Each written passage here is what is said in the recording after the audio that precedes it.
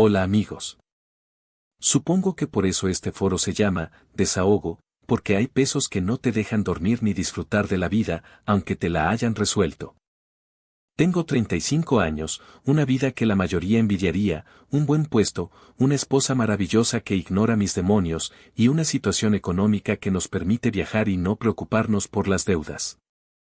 Todo lo que tengo, absolutamente todo, es producto de un acto de cobardía y avaricia que cometí hace 5 años, una traición a la persona que más se lo merecía y, peor aún, a la memoria de mi abuela. Mi familia paterna es de las clásicas de pueblo. No éramos de abolengo noble, pero sí de abolengo de trabajo. Dueños de una de las últimas fincas grandes que quedaban en las afueras de la capital, una propiedad conocida simplemente como el molino.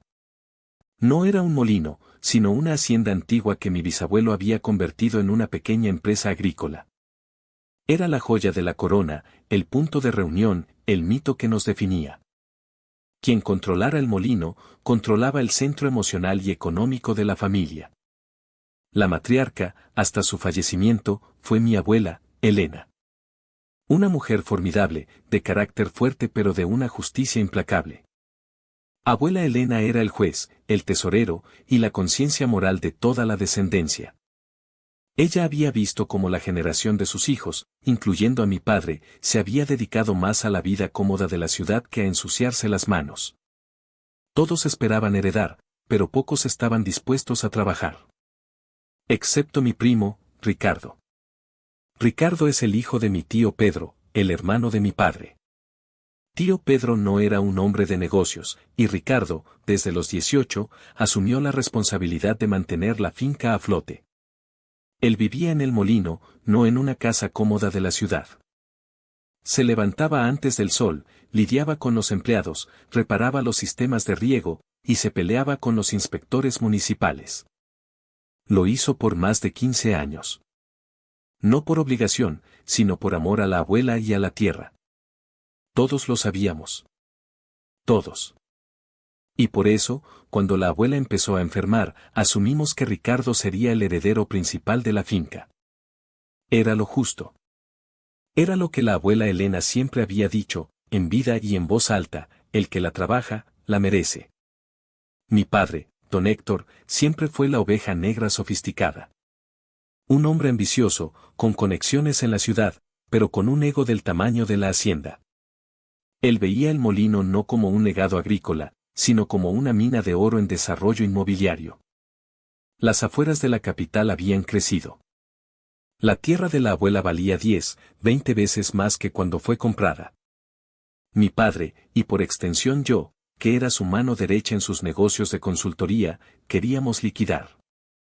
Queríamos la plata en el banco, no las botas en el lodo.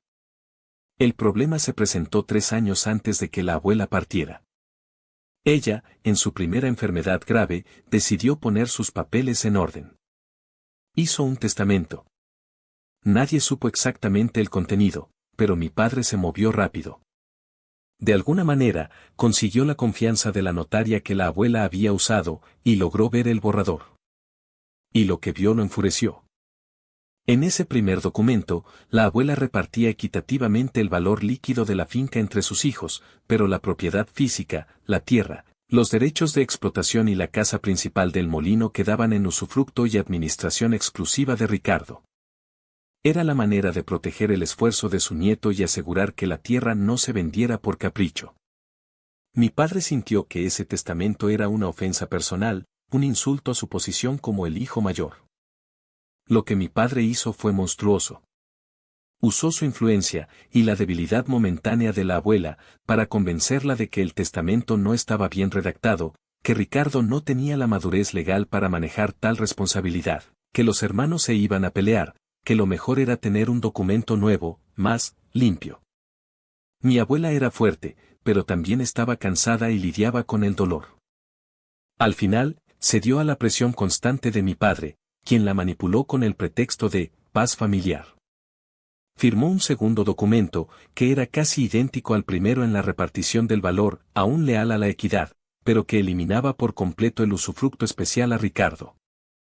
En este Nuevo Testamento, la propiedad pasaba a manos de una sociedad anónima familiar controlada a partes iguales por los hijos, mi padre y sus hermanos, dándole a mi padre el poder de voto decisivo, permitiendo la venta inmediata para su desarrollo. Mi padre estaba exultante. Había ganado. Guardó ese Segundo Testamento en una caja de seguridad y esperó la inevitable partida de abuela Elena. Aquí es donde entro yo. Yo sabía de las maquinaciones de mi padre. Él me lo había confesado a medias, justificándose siempre con la misma cantaleta: somos los inteligentes, hijo. Ricardo es solo un peón. Nosotros merecemos el premio. Yo me había mordido la lengua, convencido de que, aunque injusto, era una batalla perdida y que al menos iba a beneficiar a mi familia directa. Yo no había sido parte de la traición, pero había sido su cómplice silencioso, disfrutando de la promesa de la riqueza futura. La abuela murió un jueves por la mañana, tranquila en su cama de El Molino. El dolor familiar fue genuino. Pero bajo ese manto de tristeza, había una ansiedad palpable por la lectura del testamento. Mientras los hermanos se peleaban por dónde enterrarla y quién organizaba el funeral, chismes típicos de estas situaciones, yo, como el sobrino más profesional y de confianza para manejar la logística, fui encargado de vaciar la oficina personal de la abuela, sus archivos y efectos personales. La oficina era un santuario. Olía a madera vieja, a papel guardado y a lavanda. En el fondo de un cajón, detrás de unos cuadernos de contabilidad de 1978, encontré una carpeta de cuero mañoseada. No era la carpeta de la caja fuerte de mi padre. Esta estaba gastada, con el nombre de la notaría original. Dentro, había una copia notariada y firmada del primer testamento. El que le daba a Ricardo el Molino. Mi padre siempre creyó que la abuela solo había firmado un testamento, el que él manipuló, y que la primera versión solo existía como un borrador inútil. Pero la abuela Elena no era tonta. Ella sabía que su primer deseo era el más justo. Y al parecer, después de que mi padre la presionó a firmar el segundo, ella, en un acto de fe y resistencia, había solicitado a la notaria que le enviara una copia firmada del primer documento, el bueno, el que protegía a Ricardo, y lo había escondido. Probablemente como un seguro, o quizás con la intención de legalizarlo más tarde si se sentía con fuerzas. En ese momento, tuve el documento más importante en mis manos. La verdad. La voluntad original y justa de abuela Elena. Y era legal. Firmada, sellada y con testigos. Si yo llevaba esa carpeta a la notaría, el testamento que mi padre tenía en la caja fuerte sería anulado por este documento posterior que reflejaba un deseo previo, o al menos, se generaría un caos legal tan grande que la verdad saldría a flote. Mi padre había presionado a la abuela para que cambiara de parecer en sus últimos meses. Mi corazón se detuvo. Mi primer instinto fue la justicia. Mi segundo instinto fue el pánico. Si yo entregaba ese testamento, no solo mi padre perdería todo, sino que yo perdería todo. Yo perdería la porción que ya me había sido prometida por mi padre de la inminente venta. Mi estatus. El futuro que ya había planeado. El respeto, ficticio, pero importante, que tenía la familia por mi padre. Mi padre quedaría expuesto como un manipulador cruel, y yo quedaría expuesto como un cómplice que finalmente delató a su propio progenitor. Me senté en la silla de mi abuela y abrí el documento. Leí la sección sobre el molino. Otorgo a mi querido nieto, Ricardo José, el usufructo vitalicio y la administración total de la propiedad, reconociendo su dedicación y esfuerzo como custodio de la tierra y del legado familiar. Las palabras eran tan claras, tan justas, que sentí un escalofrío de culpa. Miré hacia la ventana, donde se veía a Ricardo, sucio de tierra, hablando con los trabajadores sobre las cosechas, ajeno al drama que se desarrollaba a unos metros de él. Él estaba sufriendo la pérdida de la abuela, pero también cargaba el peso de la incertidumbre sobre su futuro. Si yo le entregaba esto, su vida se resolvería. Pero pensé en la casa que mi esposa y yo ya estábamos buscando, asumiendo que el dinero del molino llegaría. Pensé en la decepción de mi padre, en la vergüenza, en la pelea interminable que se desataría entre los hermanos.